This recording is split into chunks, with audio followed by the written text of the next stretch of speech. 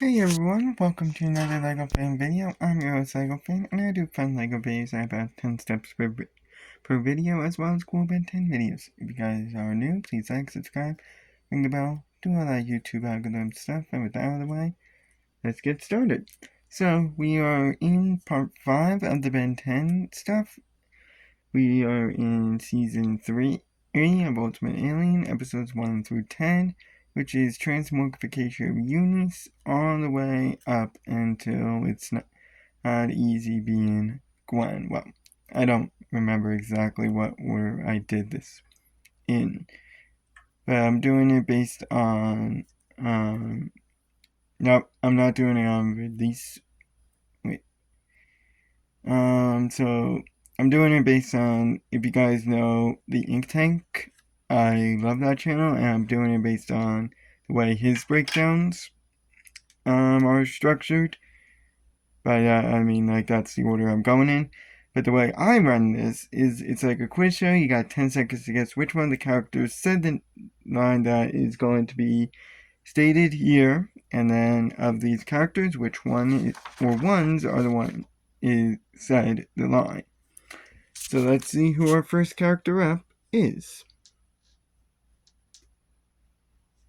I see. Peanuts? Of these characters, which one said that line? 10 seconds. Good luck.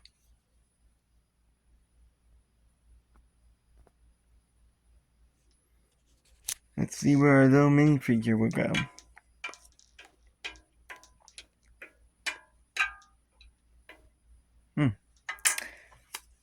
Looks like we got a Ben 10 fan on our hands. In the universe Ben 10 fan. So according to my file here, it appears his name is Jimmy Jones. A human first appearing in Eye of the Beholder, acted as a therapist for Ben after he was ditched by Julie, before Ben decided to fly off to join her on the moon of Monarch. And then he proceeded to brag to his friends about how close he is with Ben. Then he acted as the main character in the episode of The Big Story, where he discovered the space plant and then proceeded to be hunted by it and its clones due to his love of peanuts, which they are allergic to. He eventually managed to free the gang after they were captured and helped to destroy the plant once and for all. So he is a huge Ben 10 fan and runs his own Ben 10 website and podcast, as well as owning a video recorder to record any strange things that might happen. He also owns a bike and can bike at a speed on par with Cannibal, which is pretty impressive. Then again, that's kind of stretching logic, but that's neither here nor there. And he's also very smart, as he was able to deduce who Ben 10 actually is, and is really good with computers, is a great listener. He's very small and very fast. He's also a good problem solver, and has Gwen's number and probably Ben's as well, so that way he could call them whenever needed if anything happens. He also has knowledge on the Forever Knights. In fact, he becomes sort of like the Forever Knight knowledge geek come Omniverse, which we'll see. And despite not liking it, he also might have some enhanced agility due to the fact that he is a gymnast. And he is also a good hacker. However, the human has no unique abilities of his own. He's also a conspiracy nut. He believes all sorts of conspiracy theories. And he can be emotional if there is too much pressure on him. Next character up has their first line of these characters, which two said that line. 10 seconds. Good luck.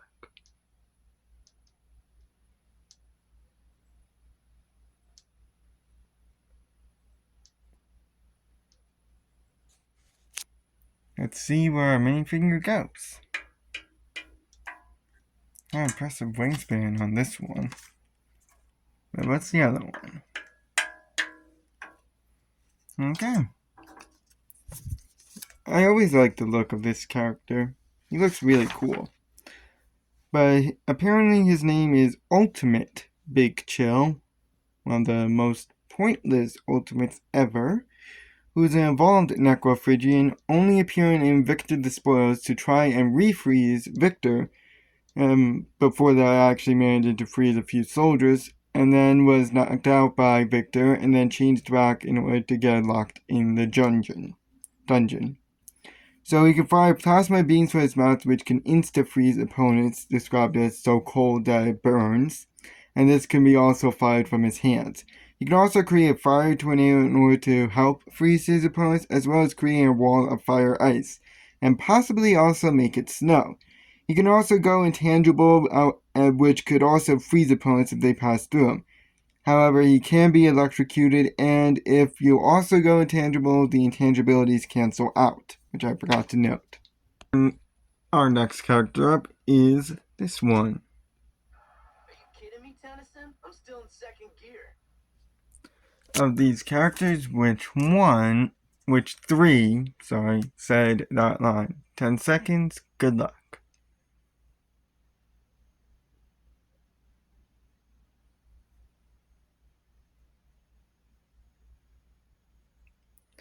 Let's see where our minifigure will go next. I apologize, there was only two on here, but this was the third one here. So the other two that you should have spotted was this one right here. And this one. I apologize for that. So, according to this, his name is Kevin E. Levin, a mutated human, or Azmuth, as they are non-canonically called, who first appeared in the Transmogrification of Units and appeared in all other episodes because he's in part of the main trio. This is his normal outfit, this is him in basic training, and this is him in a plumber suit. So he knows a lot about alien tech and how it operates, as well as the aliens themselves. He's also familiar with the alien black market on Earth, can read alien, is a good fighter, knows alien legends, knows how to enter the null void, has a plumber suit equipped with a propulsion door and neuroshock as well as oxygen, is a decent climber, and has the ability to absorb any material that he touches. This can be for his whole body or part of it, and he can also transfer this onto other people, and it can be multiple materials at once. And when he's any material, he's durable, can form spike-sized shoes for better traction, is strong, can create mini earthquakes that go through the floor, burst through restraints, sometimes grows spikes. He can also perform a super slam if high enough, becomes protected from radiation and any elements of space. He can also mend items, is immune to laser attacks, and when metal, he can't be mind controlled, and can morph his hands into weapons like a spike ball, a lace, an axe which can cut through metal, a hammer which can be slammed hard enough to cause earthquakes, and his finger could turn into a key in order to pick locks. And when he's rubber, he also gains the ability of an enhanced jump, and has a burnt rubber smell if shot, which is the nastiest smell on planet Earth. He's also a good mechanic and car junkie with having a car of his own, which also includes the rust bucket, with his car being durable and able to go off-road with something called monster truck mode. His car also has rockets and lasers as well as an auto attack mode. His car can also fly, can turn invisible as a speed trap detector, has a parachute, has ramjets, has ejection seats, and can create a smoke cloud. He's also a plumber, he can pick locks. He has a spaceship named Rust Bucket 3 and can pilot one. Yes, the Rust Bucket 3 does belong to him, and this ship also has enhanced speed and lasers. He can also operate Rust Bucket 2 if need be. He can swim, he can operate a laser gun, is smart and can work a crime scene, and is a good hacker. However, he still has his arrogance and has herpetophobia, which is a fear of alligators, and if he gets knocked out, he loses any absorbed material that he may have. He also has a one-track mind and can be forced to change into a material and out of one. He loves Gwen, is a jokester, and loves toying with people. Is prone to jealousy and can be a bit boastful. Is also weak if anything can get through his transformation skin. It's quick to anger. He has to touch something in order to activate his powers, otherwise he's useless, other than the fact that he's a good fighter, obviously. He is protected by his father and the few memories he has of him. He cares about his car to a fault. He angers easily, is a bit of a show-off. His car can be very loud, and when he's metal, electricity can be conducted through him, as well as being able to be harmed by Ardent's needles. The next one up has their first line of... Wallowing in the mud. Why am I not surprised?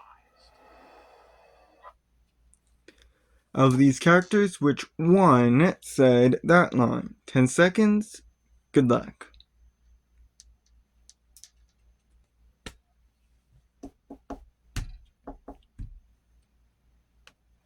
Let's see where our character ends up today.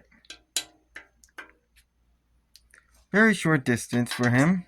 That's always good. It seems like we landed on this character. According to my file here, his name is Azmuth, a Galvin, only appearing in the transmogrification of Eunice briefly at the end, revealing how Eunice is actually something called the Unitrix, and that he recruited Sunder from the and he rescued Sunder from the Null Void to retrieve her but then afterwards he actually tried to take Eunice and put her into storage after Sunder failed him, but then was stopped by Ben, and instead she was relegated to the planet of Primus. That's one part of the continuity that no one really enjoys. So he created the Omnitrix and has vast knowledge on its inner workings and features. He also can control and unlock certain features of the Omnitrix with his voice and be able to use it, though he is a bit out of practice with it.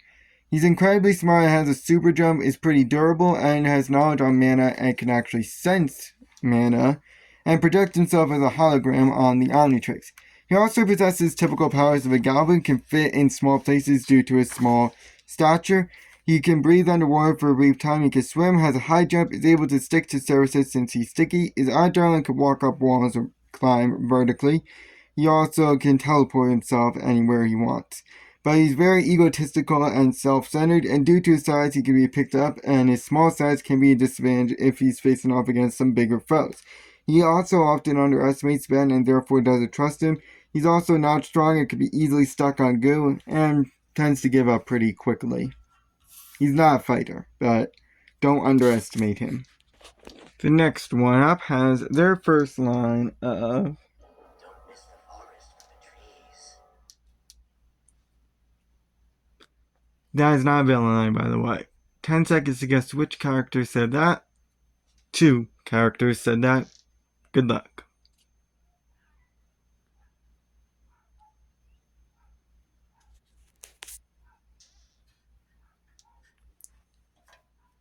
Let's see where our character ends up.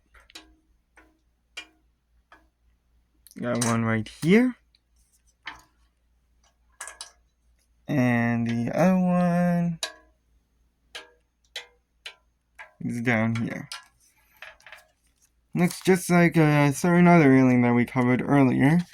Only this one is actually the regular Big Chill, apparently, who's a Necrophidian, first appearing in Viktor the Spoils, breaking into the prince's lab, and as well as fighting some soldiers who saw them, before trying and failing to keep Viktor frozen, and then went ultimate in order to deal with him and some leftover soldiers that decided to pile in. And then he briefly appeared in It's Not Easy Being Gwen, flying in to freeze the mutant flag at the beginning before he changed back.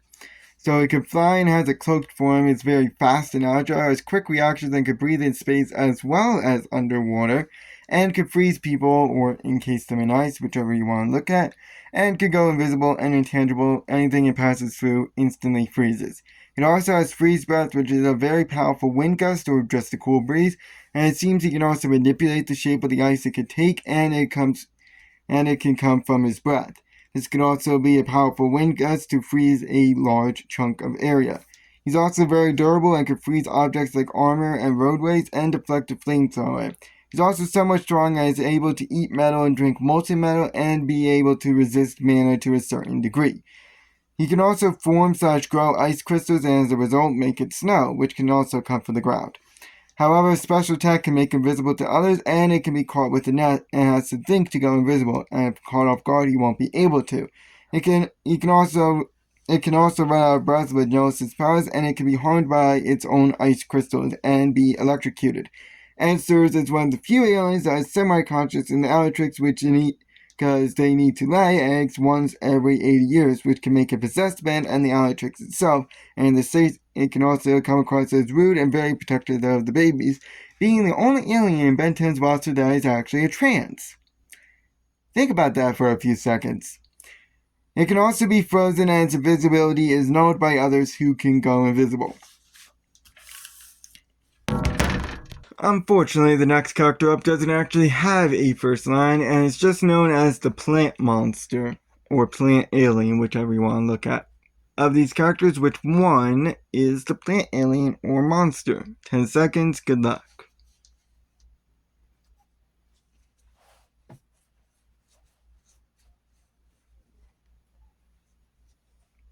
Let's see.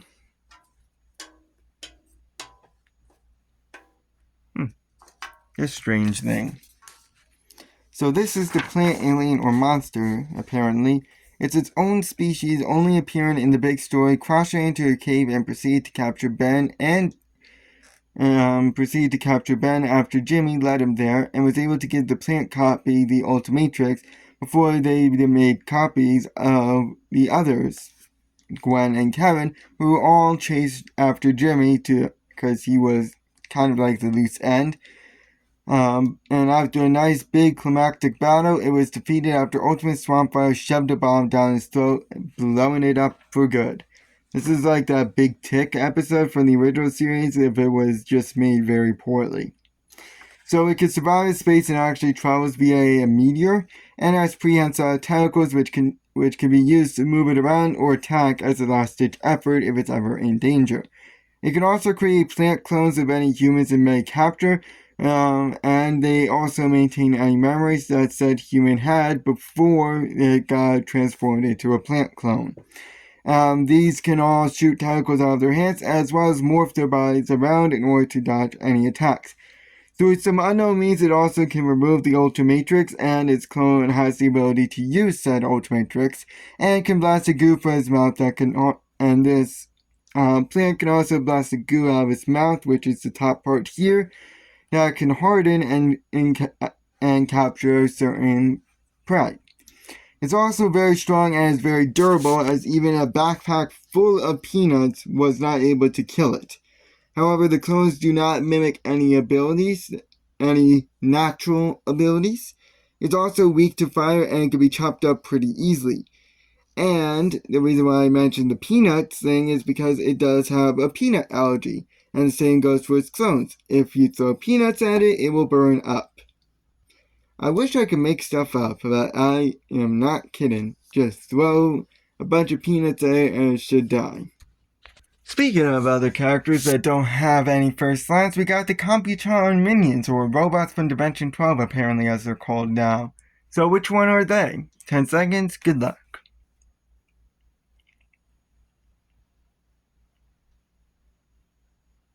Unfortunately, Computron himself is officially destroyed, but his minions are still going strong. And that's these guys right here. So they are interdimensional robots who only appeared in Girl Trouble, traveling to and from our own dimension in order to build a bomb for some unknown reason we never know about, and then use a particle accelerator in order to amplify its power. But they were all stopped and then sent back to Dimension 12, where they never reappear. So they are quick, they move by wheels. They also fire laser from their eyes and are very strong. Are very strong. They also act as a small army and can create portals to their own dimensions and use it as a means of teleportation. They can also quickly spin their arms like a buzzsaw or as a form of a rapid-fire attack. They're also durable enough to survive a blast from jet ray and have multiple limbs, having 3 arms, and are very smart. However, they have a one-track mind, they can be hacked, they are magnetic, and they can be easily tricked. Next character up has their first line of... Hey, Gwendy, don't you remember your favorite cousin? Of these characters, which 2 said that line? 10 seconds, good luck.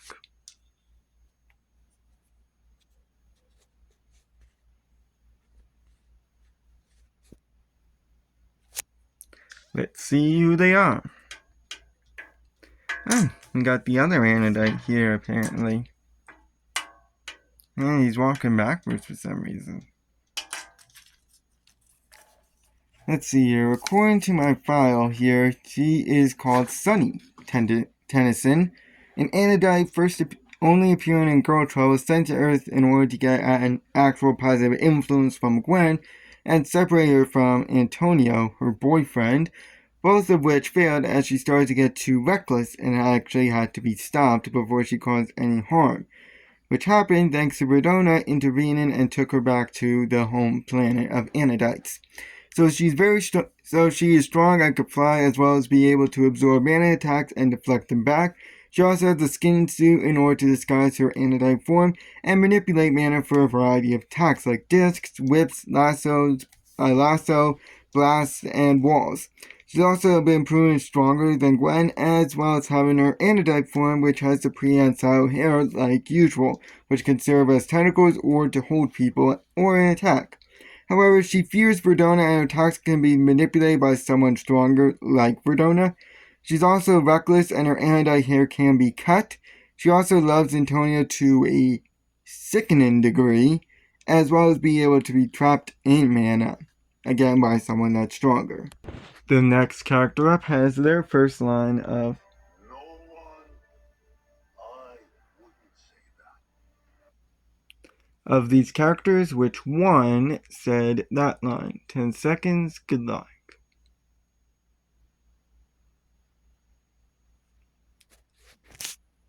I should probably say that I do consider the fact that Zarian in this character's body here to be this character and not Zarian himself.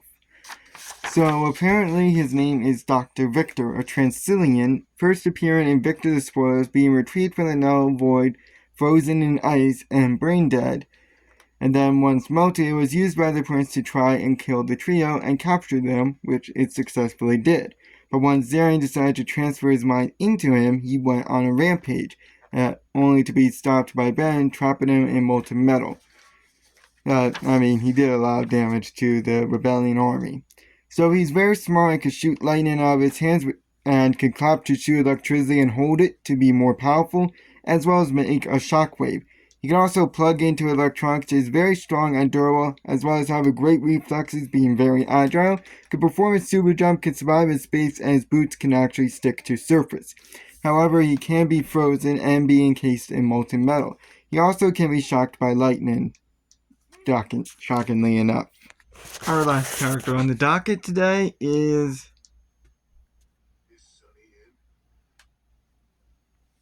of these characters, which one said that line. 10 seconds, good luck.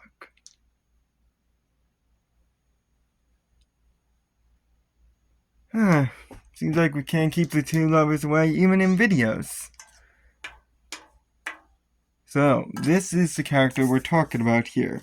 This is the infamous Antonio, Sunny's boyfriend, who it's unknown what his species is and first and only appeared in Girl Trouble on Earth, who searched for his girlfriend Sunny and accompanied her throughout the rest of the episode, giving her gifts and just overall being a help to Sunny. And in the end, he fought Humongousaur and then his ultimate form before he was tricked into pulling out an electrical pole and which shocked him unconscious and then was transported back by Verdona. So he's strong, like incredibly strong, to the point where he can rival Humongousaur and Ultimate Humongousaur, which is a feat unto itself. He also has a super jump, is a pretty decent fighter, is very durable, and is agile. However, he's head over heels in love with Sunny and is practically mindless, to the point where he's only driven by love. He can be electrocuted and he can be trapped in mana. I'd like to thank you guys for watching. We got 2 more parts before we move on to a Lego Stitch. I'll see you guys in the next part of Ben 10. So long.